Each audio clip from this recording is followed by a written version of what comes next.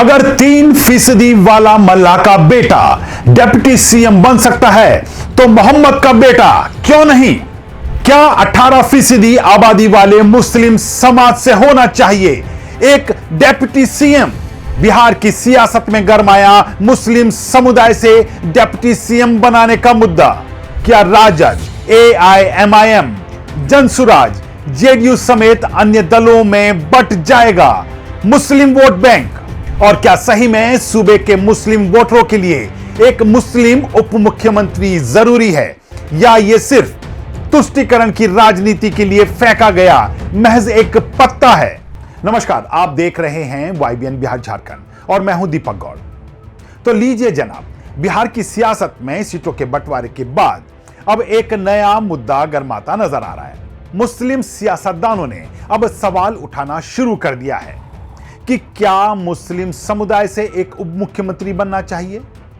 क्या यह सामाजिक संतुलन की जरूरत है या तुष्टीकरण की राजनीति का नया रूप?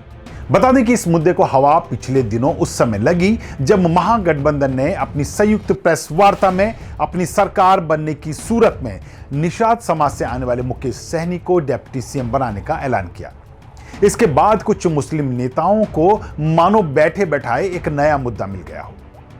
शुरुआत की सीमांचल में पिछली बार के चुनावों में अपनी मजबूत उपस्थिति दर्ज कराने वाले एआईएमआईएम के प्रमुख ओवैसी ने उन्होंने कहा कि बिहार में मल्ला समाज की आबादी 3% है। वो कहते हैं कि वो उप मुख्यमंत्री बनेंगे, मल्ला का बेटा उप मुख्यमंत्री बन सकता है, तो 18% वाला मोहम्मद का बेटा उप मुख्यमंत्री क्यों नहीं बन सकता? ओवैसी इतने पर ही नहीं रुके, वह तेजस्वी यादव पर निशाना साधते हुए बोले, 14% वाले यादवों को आपने 36% टिकट दिया, जो 17% वाले हैं उनको लॉलीपॉप दिया और कहा कि बेटा चूसते रहो। तुम 14% और टिकट देते हो 36% और हमें बोलते हो कि दरी बिछाते रहो। दरी बिछाओ। एक और पार्टी है इंडिया अलायंस, अपने आप को गठबंधन कहती है। अब गठबंधन की हकीकत यह है कि जो हमारे वीआईपी पार्टी के लोग हैं, अभी इलेक्शन शुरू नहीं हुआ तो उनके जिम्मेदार ने कह दिया कि बिहार में हमारा मल्ला समाज की आबादी 3% है और हमारा उप मुख्यमंत्री होगा। मैं आपसे पूछना चाहता हूं, अगर मल्ला समाज जो 3% की आबादी है और वो तेजस्वी के बाजू बैठकर कहता है कि हम उप मुख्यमंत्री होंगे, मैं ढाका की आवाम को और बिहार की जनता को और खास तौर से वो 17% अल्पसंख्यक समाज को एक पैगाम दे रहा हूं। 3% है और उनकी ताकत को देखो आप, उनके सियासी शऊर से सबक हासिल करो आप, और उनकी बहादुरी को देखो कि 3% और कह रहे हैं कि अगर हमारी सरकार बनेगी तो मुख्यमंत्री हमारा होगा। बताओ आप, 17% है, अगर मल्ला का बेटा उप मुख्यमंत्री बन सकता तो क्या आदम का बेटा मुख्यमंत्री नहीं बन सकता? हमको जवाब दो आप। अगर मल्ला का बेटा उप मुख्यमंत्री बन सकता तो क्या मोहम्मद का बेटा नहीं बन सकता मुख्यमंत्री? मेरे भाई, फैसला आपको करना है। 17% है, 3% है और 14% है। 14% है तेजस्वी और आप देते हैं टिकट उनको कितना? 14 है तो 36% टिकट दिया। जो 17% है उनको क्या दिया? उनको लॉलीपॉप दिया और बोला कि बेटा चूसते रहना। तुम 14% और 36% तुम, और हमको बोल रहे दरी बिछाओ, दरी बिछाओ, दरी बिछाओ। हमारी बात क्या है कि हम हिस्सा चाहते हैं, बराबरी चाहते हैं। हम किसी के जर खरीद गुलाम नहीं है। तुमने आज जंजीरें तोड़ दी है। अगर यह हकीकी तौर पर आपको जंजीरें तोड़ना है तो अपने दिमाग से इस बात को हमेशा के लिए निकाल दो कि हम किसी के गुलाम नहीं, हम बराबरी चाहते हैं। अगर आप अपने दिमाग से इस बात को निकाल देंगे हमेशा के लिए, तो याद रखिए आप और हमसे इंसाफ होगा, बिहार तरक्की की राह पर जाएगा। अरे जो लोग बार बार एमवाई बोलते हैं, अरे बताओ कौन है? 15 साल लालू परिवार के लोग मुख्यमंत्री रहे, 20 साल से नीतीश कुमार मुख्यमंत्री है, 2 मर्तबा तेजस्वी उप मुख्यमंत्री बन गए। अरे हम पूछना चाहते हैं कि आखिर हमारा रोल क्या है? मजलिस आपको कह रही है कि राणा रंजीत हमारा बेटा, हमारा भाई है। आप राणा रंजीत को वोट भी डालेंगे और वोट भी हासिल करेंगे। याद रखिए, डरना नहीं है बीजेपी से। जमहूरियत है, ये चंपारण की सरजमीन है। जुल्म करने वाले अंग्रेजों को हमारे बुजुर्गों ने मार मार कर भगा दिया था अंग्रेजों को। उन्होंने नीतीश कुमार को भी आड़े हाथों लेते हुए कहा, बिहार सरकार का डेटा कह रहा है कि 28% लोग पलायन करके चले जाते हैं। ये तुम्हारा विकास है, ये तुम्हारी डबल इंजन की सरकार है। बिहार में नीतीश कुमार की 20 साल की सरकार और 15 साल की आरजेडी की लालू परिवार की सरकार, इन दोनों जंगल राज से बिहार को अब छुटकारा दिलाना है। अब ऐसा नहीं है कि यह बातें सिर्फ महागठबंधन पर आरोप लगाते हुए ओवैसी ही कह रहे हो। कांग्रेस के नेताओं ने भी इसके सुर छेड़ दिए हैं। कांग्रेसी नेता राशिद अल्वी ने इस मुद्दे को और हवा देते हुए कहा कि जब आप एक डिप्टी सीएम बना ही रहे हैं तो दूसरा मुस्लिम समुदाय से बनाने में हर्ज ही क्या है।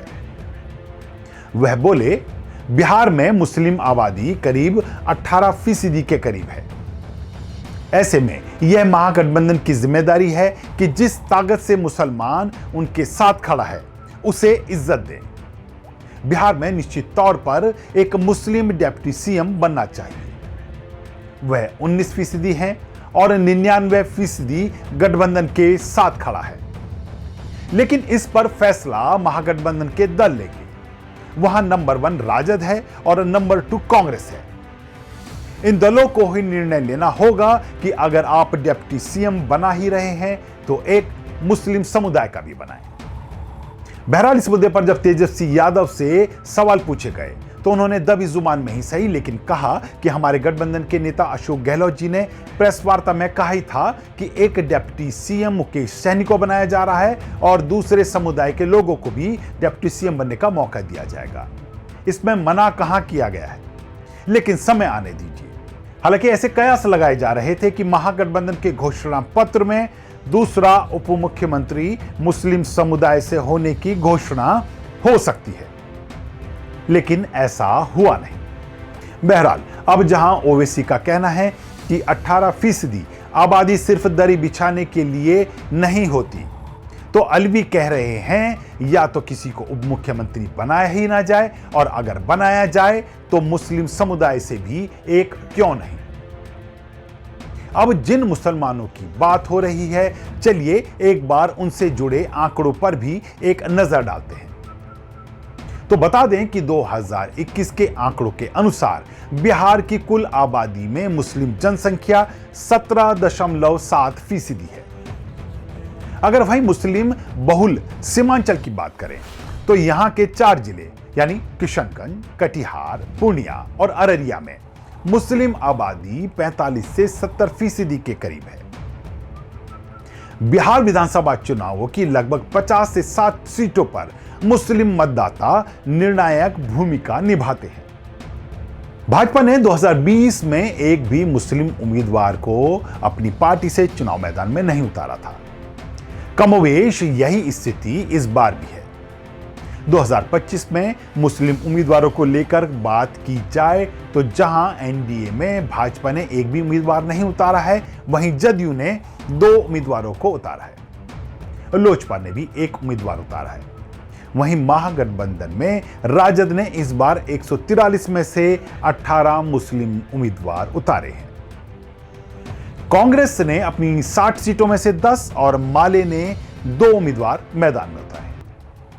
अगर AIMIM की बात करें तो ओवैसी ने 25 सीटों पर अपने मुस्लिम उम्मीदवार उतारे हैं। वहीं जनसुराज के प्रशांत किशोर ने भी मुस्लिम उम्मीदवारों पर दांव खेला है।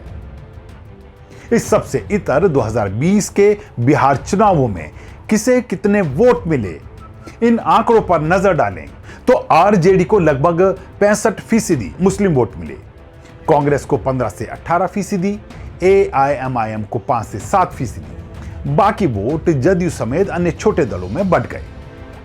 यानी यह बात साफ हो गई कि मुस्लिम वोट अब भी महागठबंधन की रीढ़ है। लेकिन AIMIM और जनसुराज जैसे अन्य खिलाड़ियों की वजह से इस बार वोटों में सेंधमारी की आशंका है। जहां एक और AIMIM सीमांचल में मुस्लिम वोटों को अपने पाले में लाने की कोशिश कर रही है, वहीं जनसुराज आंदोलन की नई राजनीति के नाम पर मुस्लिम मतदाताओं तक पहुंच बना रहा है। AIMIM की ताकत सीमांचल में कुछ इलाकों तक सीमित है, लेकिन वहां वह वोटों को निर्णायक रूप में काट सकती है। अब आखिर इस मुद्दे पर भी बात हो कि आखिर बिहार में मुस्लिमों के लिए मुद्दे क्या हैं? क्या इनके नेताओं को सिर्फ पद या चेहरा बनना है, या इस समुदाय के नेता अपने लोगों की शिक्षा, स्वास्थ्य, रोजगार, सुरक्षा और राजनीतिक भागीदारी के लिए भी इस मुद्दे को उठाए? तो आपको बता दें कि प्राप्त आंकड़ों के अनुसार बिहार में मुस्लिम समुदाय की औसत साक्षरता दर 56% है, जो राज्य औसत से कम है। वहीं बेरोजगारी दर की बात करें तो बेरोजगारी दर मुस्लिम युवाओं में करीब 17% है, जो राज्य की औसत बेरोजगारी दर से 5% अधिक है। सरकारी नौकरियों में प्रतिनिधित्व 4% से भी कम है। ऐसे में केवल उप मुख्यमंत्री का पद देने से क्या वास्तव में कुछ बदलेगा? अगर इस पद के साथ वास्तविक अधिकार और बजटीय हिस्सेदारी जुड़ती है तो यह प्रतिनिधित्व फलदायी होगा। लेकिन अगर यह केवल चुनावी संदेश भर है तो यह तुष्टीकरण की राजनीति कहलाएगा। अब यह बात तो तय है कि एनडीए में ऐसा नहीं होने वाला। मुस्लिम समुदाय का डिप्टी सीएम सिर्फ महागठबंधन में ही बन सकता है। लेकिन हालिया राजनीतिक घटनाक्रम, सियासी समीकरणों का आकलन करें तो अभी मुस्लिम वोट बढ़ता हुआ नजर आ रहा है। लेकिन अगर मुस्लिम वोटर एकजुट रहते हैं तो यह महागठबंधन के लिए बड़ा लाभ होगा। हालांकि AIMIM, जनसुराज जैसे दल सेंधमारी की पूरी जुगत में लगी हुई है, जिसका फायदा एनडीए को अप्रत्यक्ष रूप से मिलता दिख भी रहा है। राजनीतिक समीकरण यह भी दिखा रहे हैं कि बिहार में 60 सीटें ऐसी हैं जहां मुस्लिम वोटर निर्णायक है और इनमें से करीब 35 सीटों पर सीधा वोट आरजेडी को पड़ता है। तो सवाल वही है, क्या मुस्लिम उप मुख्यमंत्री की डिमांड बिहार की सामाजिक जरूरत है या यह केवल एक चुनावी कार्ड है?